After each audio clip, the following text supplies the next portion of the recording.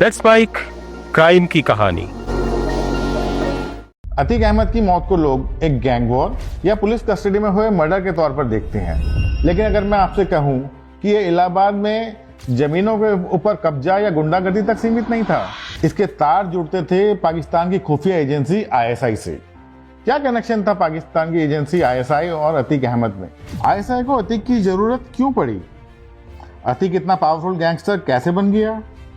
अतीक और आईएसआई को किसने मिलवाया और बाद में ये कनेक्शन क्यों और कैसे टूट गया? आज के वीडियो में हम इसी सच से पर्दा उठाएंगे। ये बात इतनी डिटेल में कभी किसी और ने नहीं समझाई, तो वीडियो बहुत इंटरेस्टिंग होने वाला है, इसको अंत तक जरूर देखिएगा। पुलिस ने जब अतीक को गिरफ्तार किया और उसकी जांच की, तो पुलिस की एफआईआर और इन्वेस्टिगेटिव एजेंसीज की रिपोर्ट में एक ऐसा खुलासा हुआ जिसने पूरे देश को चौंका दिया। अतीक अहमद ने अपनी मौत से कुछ दिन पहले जांच एजेंसियों को बताया था, मेरे पास हथियारों की कोई कमी नहीं है क्योंकि मेरे कनेक्शन सीधा आईएसआई और लश्कर तैयबा से हैं। जांच के दौरान अतीक ने सिक्योरिटी एजेंसीज को बताया कि कैसे पाकिस्तान की आईएसआई इन हथियारों को ड्रोन के जरिए पंजाब और राजस्थान के बॉर्डर पे पार पहुंचाती थी और कैसे वहां के लोकल माफिया इन हथियारों को कलेक्ट करके अतीक के पास लेकर आते थे। ये खुलासा साबित करता है कि अतीक सिर्फ एक लोकल माफिया डॉन नहीं था, बल्कि वो भारत के खिलाफ रची जा रही एक बड़ी अंतर्राष्ट्रीय साजिश का बड़ा हिस्सा था। अप्रैल 2023 में अतीक अहमद ने प्रयागराज पुलिस के सामने अपने इन्वेस्टिगेशन के दौरान एक बयान दिया। ये शाहगंज थाने में दर्ज एफआईआर क्राइम केस नंबर 102/2023 का पार्ट है। तब अतीक ने पुलिस को कहा था कि मेरे पास हथियारों की कोई कमी नहीं है क्योंकि मेरे संबंध सीधा आईएसआई और लश्कर तैयबा से हैं। उसने पुलिस को बताया कि कैसे पाकिस्तान से ड्रोन के जरिए हथियार पंजाब की सीमा पर गिराए जाते थे, जिन्हें वहां आईएसआई के लोकल कॉन्टैक्ट्स इकट्ठा करते थे और उन्हीं हथियारों की खेप में से अतीक को मॉडर्न हथियार जैसे AK-47 ऑटोमेटिक राइफल, 45 बोर की पिस्टल और RDX जैसे खतरनाक बारूद मिलता था।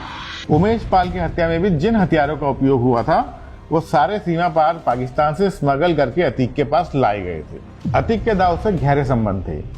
वो अपने पैसे को देश से बाहर भेजने के लिए या फिर स्मगलिंग करने के लिए या अपने किसी गुर्गे को देश से बाहर नेपाल या बांग्लादेश भेजने के लिए दाऊद के नेटवर्क का इस्तेमाल करता था। और दाऊद भी उसी तरह भारत में फेक करेंसी फैलाने के लिए या अपने हथियारों को इधर से उधर पहुंचाने के लिए अतीक के नेटवर्क का इस्तेमाल करता था। पुलिस की जांच में सामने आया कि अतीक के गुर्गे दाऊद इब्राहिम के नेटवर्क का उपयोग कैसे देश में नकली करेंसी लाने के लिए किया करते थे। अगर अतीक के किसी आदमी को पुलिस ढूंढ रही होती थी, तो वो दाऊद के नेटवर्क का इस्तेमाल करके नेपाल या बांग्लादेश भाग जाता था। यही काम मुख्तार अंसारी और शहाबुद्दीन भी किया करते थे। ये तीनों एक ही स्टाइल से आईएसआई और दाऊद के लिए काम किया करते थे। लेकिन सवाल ये है कि आईएसआई को अतीक की ऐसी क्या जरूरत पड़ गई? पाकिस्तान की आईएसआई लंबे समय से भारत में K2 यानी कश्मीर और खालिस्तान और ब्लेड इंडिया बाय 1000 कट्स की पॉलिसी पर काम कर रही है। इंटरनेशनल प्रेशर के चलते आईएसआई ज्यादातर लोकल लोगों से ही भारत में आतंकवाद और हिंसा फैलाने का काम करवाना चाहती है। भारत की इकोनॉमी को भी नीचे गिराने के लिए आईएसआई लोकल लोगों का ही इस्तेमाल करना चाहती है। इन सब कामों को अंजाम देने के लिए आईएसआई को एक ऐसे चेहरे की जरूरत थी जिन्हें समाज में रॉबिनहुड या माननीय कहा जाता हो। आईएसआई जानती थी कि सीधे आतंकी हमला करने से पाकिस्तान के ऊपर इंटरनेशनल प्रेशर आएगा, लेकिन अगर भारत के अंदर बैठे बाहुबलियों का इस्तेमाल किया जाए तो ये काम बहुत आसान हो जाएगा और इसमें पाकिस्तान का नाम भी नहीं आएगा। अतीक अहमद के पास ऐसी 3 चीजें थी जो आईएसआई के बहुत काम की थी।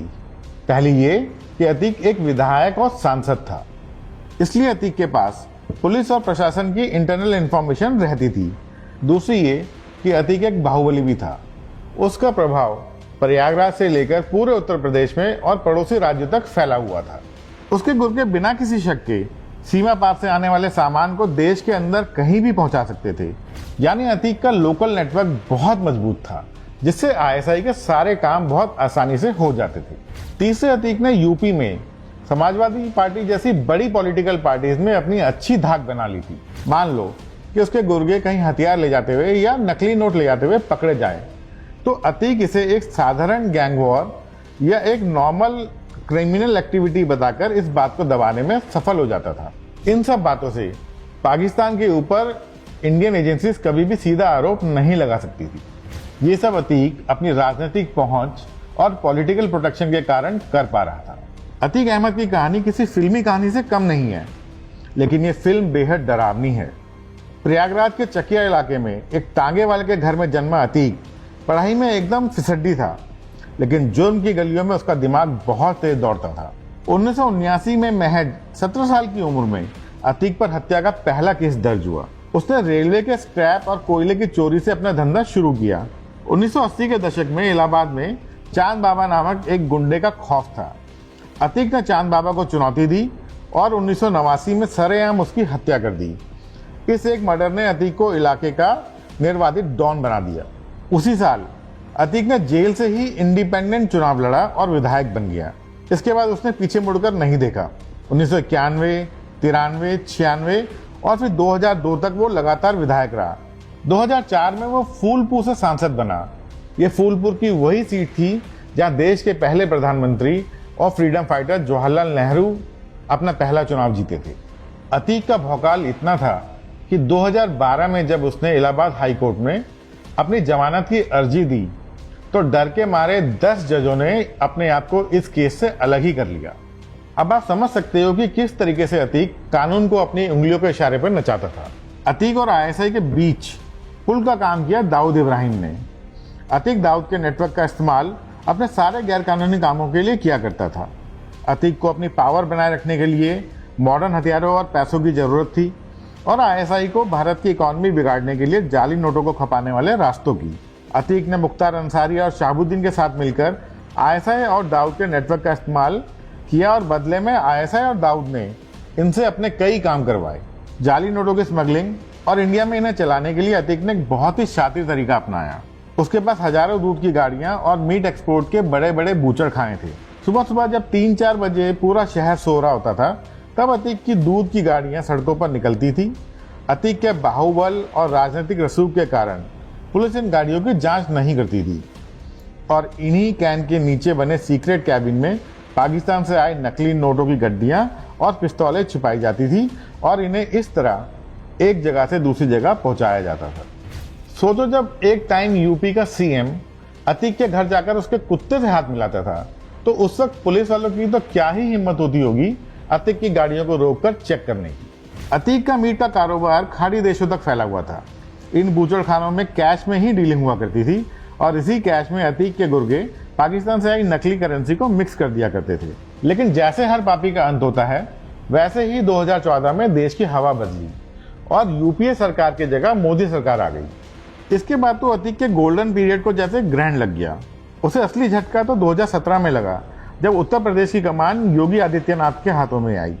योगी सरकार ने अतीक के अपराधों को केवल फाइल तक सीमित नहीं रखा, बल्कि योगी सरकार ने अतीक के काले धंधों पर गहरी चोट की। ऑपरेशन ऑक्टोपस के तहत पुलिस और यूपी एसटीएफ ने अतीक की बेनामी संपत्तियों की पहचान की। इसके कुछ सालों बाद उसकी लगभग 11,000 करोड़ की संपत्ति पुलिस ने जब्त कर ली। इसके बाद अतीक के अवैध बूचड़खाने को भी बंद कर दिया गया, जिससे उसका रोजाना का करोड़ों का कैश फ्लो बंद हो गया। 2016 में प्रधानमंत्री नरेंद्र मोदी ने नोटबंदी का फैसला किया। इस फैसले से अतीक के जाली नोटों के भंडार अब सिर्फ एक रद्दी का गोदाम बन गए। पैसा कम होने से उसके गुर्गे भी उसका साथ छोड़कर जाने लगे। तब आईएसआई को लगने लगा कि अब अतीक एक एसेट नहीं बल्कि एक लायबिलिटी बन चुका है।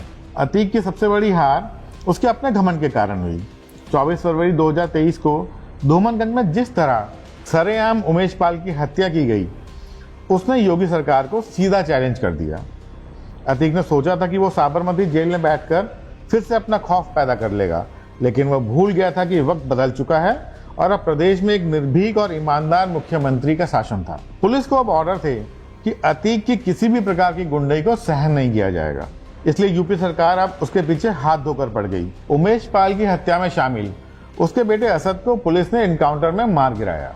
इसके 2 दिन बाद 15 अप्रैल 2023 की रात को करीब 10:30 बजे अतीक अहमद और उसका भाई अशरफ पुलिस की कस्टडी में कल्विन हॉस्पिटल में रेगुलर मेडिकल चेकअप के लिए गए।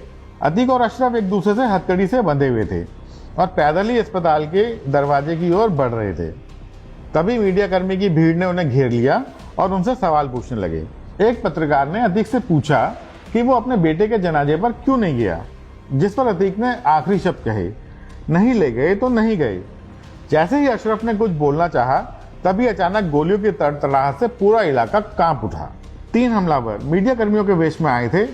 उन्होंने गले में फर्जी आई कार्ड और हाथों में डमी कैमरा ले रखा था। जैसे ही अशरफ ने बोलना शुरू किया, इन हमलावरों ने अचानक अपनी मॉडर्न जिग्ना पिस्तौलें निकाल ली। एक हमलावर ने अतीक की कनपट्टी पर बिल्कुल करीब से गोली मारी। जैसे ही अतीक गिरा, हमलावरों ने अशरफ के ऊपर गोलियां चलानी शुरू कर दी। पुलिस की मौजूदगी में ही हमलावरों ने कुछ ही सेकंडों में 20 से ज्यादा राउंड फायर कर दिए। इसके बाद तीनों हमलावरों ने पुलिस के आगे सरेंडर कर दिया। ये तीनों हमलावर एक नॉर्मल छोटे मोटे अपराधी थे। पूछताछ के दौरान इन्होंने बताया कि अपराध की दुनिया में ये अपना बड़ा नाम कमाना चाहते थे, इसलिए इन्होंने अतीक अहमद जैसे बड़े डॉन को मारने का प्लान बनाया ताकि वो रातों रात जुर्म की दुनिया में बड़ा नाम बन जाए। धुरंधर 2 में हमने अननोन गनमैन के कई कारनामों को देखा है। अतीक और अशरफ का मर्डर भी कुछ ऐसी ही कहानी बयान करता है। अब क्या ये 3 मामूली से गुंडे थे या ये भारतीय एजेंसीज का पर्दे के पीछे से कोई खेल था? ये सवाल मैं आपके लिए छोड़ता हूँ। जिस अतीक से स्टेट की पुलिस और जज भी घबराते थे, उसे मामूली लड़कों ने मार दिया। ये बात कुछ हजम नहीं होती। आपका दिमाग इस बारे में क्या कहता है?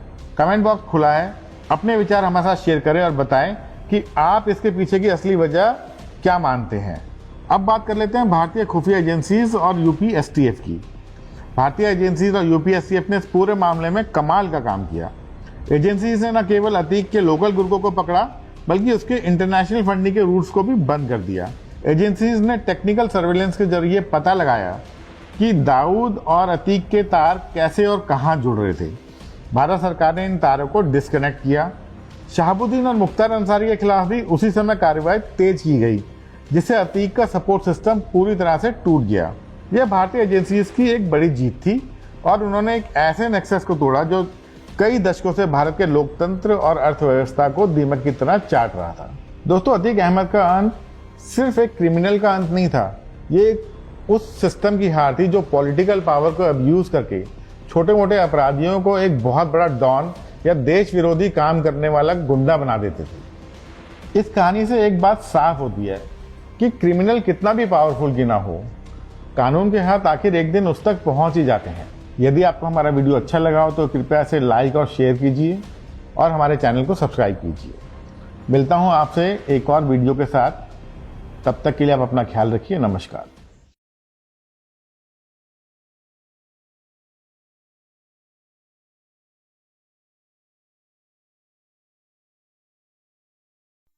आप सुन रहे थे let's make more than radio. Follow कीजिए हमें हमारे सोशल मीडिया प्लेटफॉर्म्स पर।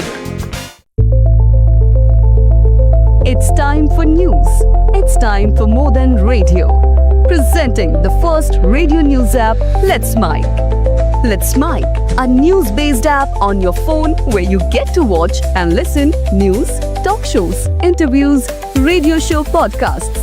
On Let's Mic, you get all relevant information of TV, print, radio, podcast, and digital. Let's Mic talks about every segment of life.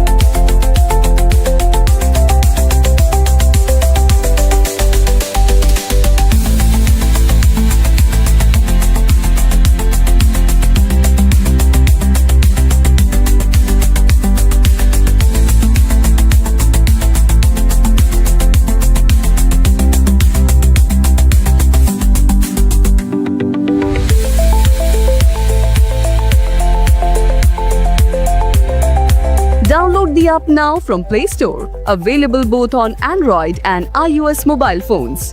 Follow us on YouTube, Instagram, Twitter, LinkedIn, Facebook, Telegram, WhatsApp, Snapchat. Let's talk, let's connect, and let's mic.